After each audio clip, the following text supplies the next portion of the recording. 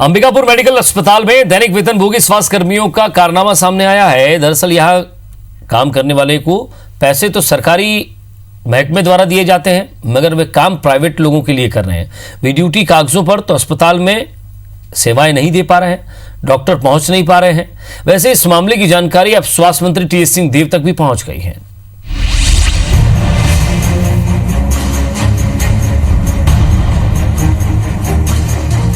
Ambikapur medical college अस्पताल में जीवनदीप समिति के जरिए 170 कर्मचारियों को हर महीने कुल करीब 15 लाख रुपए का भुगतान किया जाता है। मगर चौंकाने वाली बात यह है कि इनमें से आधे कर्मचारी मेडिकल कॉलेज अस्पताल में ड्यूटी नहीं कर रहे हैं। ये कर्मचारी या तो डॉक्टरों के घर में सेवाएं दे रहे हैं या फिर रसूखदारों के निजी काम कर रहे हैं। लेकिन कमाल की बात यह है कि इनका भुगतान सरकार कर रही है।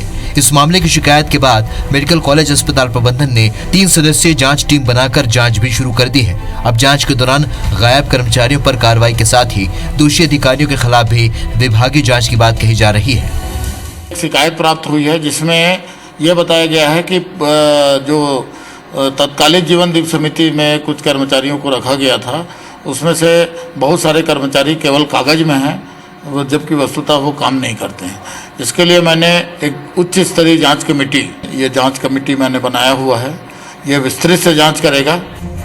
अंबिकापुर मेडिकल कॉलेज अस्पताल में कोरोना काल के दौरान कर्मचारियों का अटेंडेंस ऑनलाइन की जगह रजिस्टर के द्वारा लिया जाने लगा, जिसमें इस बात का खुलासा हुआ कि करीब 66 ऐसे कर्मचारी हैं जो लंबे समय से अस्पताल में ड्यूटी नहीं कर रहे हैं। अब जब इस मामले की जानकारी स्वास्थ्य मंत्री टीएस सिंहदेव तक पहुंच चुकी है, तो वे भी खुलकर उस कर्मचारी का नाम लेते हुए ये मान रहे हैं कि मेडिकल कॉलेज अस्पताल में इस अव्यवस्था के लिए वो ही जिम्मेदार है।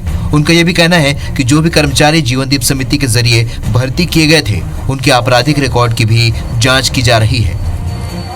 जो लोग वहाँ पर भर्ती किए गए हैं वो मौके पे काम नहीं कर रहे हैं, कोई कश्यप करके हैं, उनका बार बार नाम आता है कि ये पूरे सरगना इस प्रकार की गतिविधि के यही बने हुए थे।